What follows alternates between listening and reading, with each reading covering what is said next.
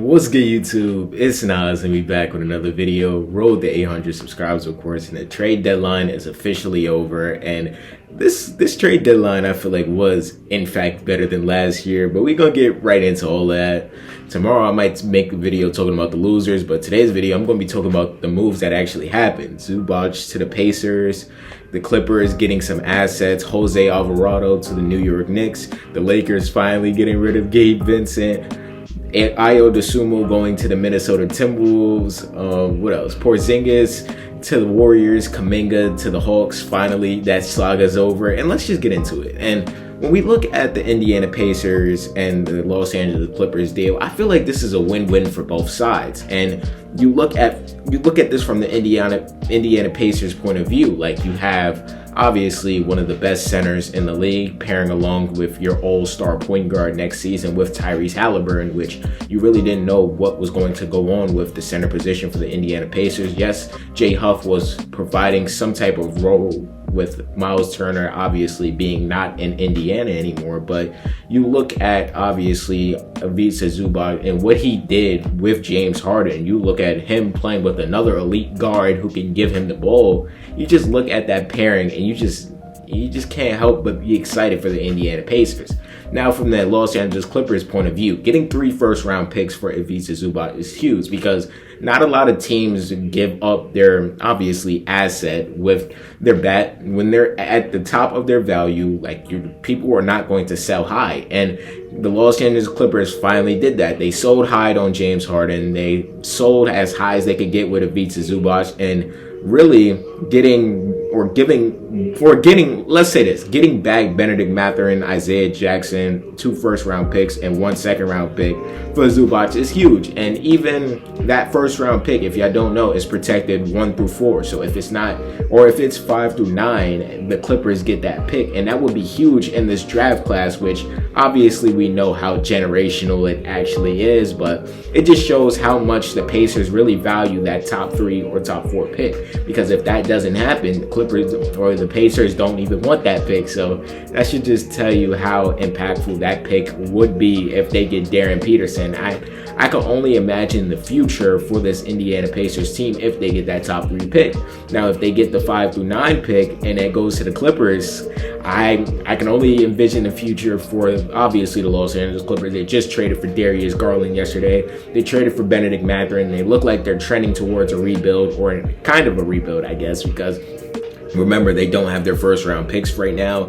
The Oklahoma City Thunder currently have their first-round picks, so I don't know what's going on. They kept Kawhi Leonard, even though people thought that they should probably sell high on Kawhi. They didn't end up doing that, and you're just looking at a team that really has fallen apart, and really, I don't know what's going down. Really, Kawhi Leonard is falling with the ship. Like, Kawhi Leonard is the last piece, and who would have thought, after all the injuries, after all the concern around Kawhi Leonard, he's the last domino to fall for this Los Angeles Clippers team, dating all the way back to the 2019-2020 season. And that's just crazy to envision, actually, that being, or that coming to fruition. But I don't know how, or let's say this, I would call this a win-win for both sides, because even if it doesn't convert and the Pacers get a 1 through 4 top overall pick, that 2020 or the 2031 future first-round pick for the Indiana Pacers converts to the Los Angeles Clippers side of the thing. So when you look at it from that, who knows who's going to be the players in 2031? So you can just only look towards the future and be excited for the Los Angeles Clippers, because they finally are going to trend towards a rebuild. Instead of buying on these players, they finally are going to build a foundation. And obviously them having this new arena, them having a franchise guy in Kawhi Leonard who you could potentially sell on in the offseason, you're just going to be, oh my God, like, the future is bright, and I could just see the vision for the Los Angeles Clippers. Maybe y'all might not see it. Hopefully people don't think the Los Angeles Clippers got robbed, because I feel like this is a great value for obviously both teams. My bad, I hear the music in the background, I guess, because my other roommate's doing some shit. But when you look at obviously the Pacers and the Clippers, I feel like this is best for both organizations. But next, I'm going to get into Jonathan Kuminga traded to the Atlanta Hawks for Kristaps Porzingis. And when I'm looking at, obviously, Porzingis, he's always been in and out of the lineup to go to Golden State. And when you look at this trade for both sides, I don't get it at all.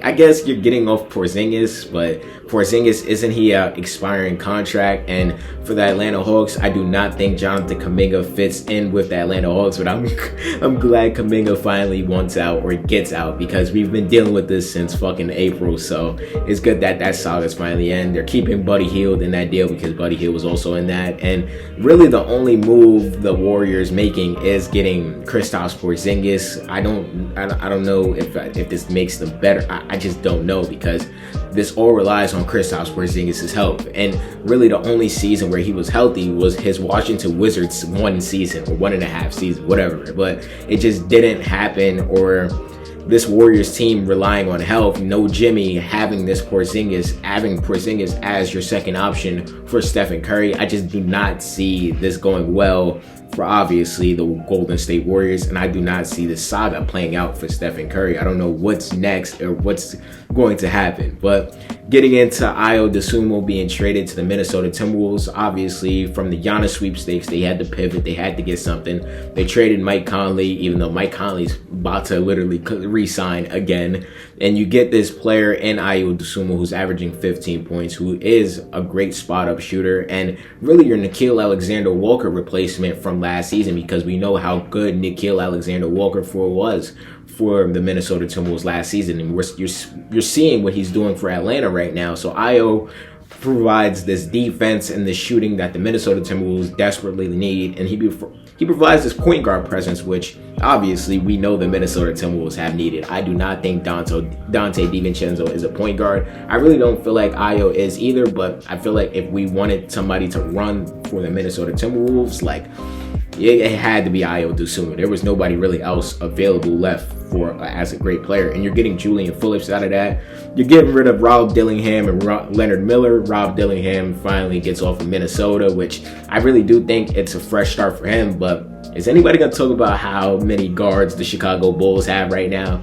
They have Jaden Ivey. They have Colin Sexton. They have Rob Dillingham. They have Josh Giddey.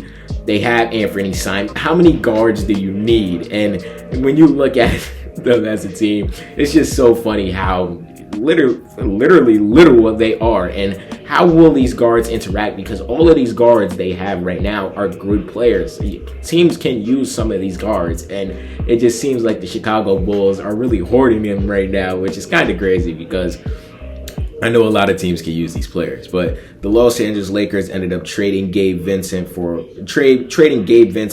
a 2032 second round pick to the Atlanta Hawks for Luke Kennard, their last second round pick, or their last pick actually. And really, I feel like this was just for morale. All Lakers fans really hate him. Like, my friend was celebrating while he was in class that he was traded. So it should just tell you how bad Gabe Vincent really was. And getting Luke Kennard, a 49% three-point shooter, is obviously a great weapon, but honestly, Luke Kennard doesn't bring a lot to the table for the Los Angeles Lakers. That's why my video tomorrow about all the rest of the teams that really didn't do anything, that really needed to do something, actually, it's going to hit even harder, because when you really realize it, the Lakers really didn't get better, and they really didn't move off some of the pieces which I thought they should have moved off of to make this team better, because like I said in all my other Lakers videos, they are not contenders right now the way they are set up right now. But I don't know. But the New Orleans Pelicans traded Jose Alvarado to the New York Knicks. And really, this is a good trade, because if you don't know, Deuce McBride will be out to the playoffs. And Jose Alvarado brings that grittiness that he's from New York. So he's going to bring that, they call it that GTA or some shit like that. But yeah, him shooting and his defense is going to provide a huge spark for the New York Knicks. And obviously, he was providing a spark for the New Orleans Pelicans, even though they were ass. So it should just tell you how good Jose Alvarado is, and he will be for the New York Knicks. But this was all I feel like the major deals that really happened today. I guess there's going to be another video I make tomorrow talking about the trade deadline even more, but I just wanted to get this one out talking about the deals today. And I want to know, what do y'all think about the deals today? Do y'all think Zubac to the Pacers is a good move? Do y'all think the Clippers won this trade? And let me know how y'all feel about about your favorite team down below. And hold on, I'm gonna keep going because fuck it, why not? We got time. And Giannis really holding up the market. That shit just pissed me off. Yeah, I'm gonna make a whole separate video about that shit because him doing all this, I will not feel bad for Giannis anymore. And is Giannis gonna come back to try to drag the Bucks to the playoffs? That's not happening. I'll make a video talking about how I was wrong about I made a video about the Clippers. I just don't see that happening at all. They made a little light move, getting Nick Richards, getting Usman. That's not doing nothing, bro. I think we all know they're the same old Milwaukee Bucks team from before the trade deadline when we thought Giannis was going to actually leave the Miami Heat. Let's just save it for tomorrow. Nonetheless, if you want to see that video on my channel tomorrow, subscribe. It'll be out probably around 3:30. But yeah, I hope you guys enjoyed this video. Nonetheless, subscribe. What's good, y'all? If y'all made it to the end of the video, I hope you guys enjoyed this video. And there's a video right here. I'm pretty sure you're gonna like it if you like this one. And the channel icon's right there if you want to just check out the channel in general. And yeah, leave a like too, because it really helps the algorithm push me out. And yeah, I appreciate y'all for watching this video nonetheless.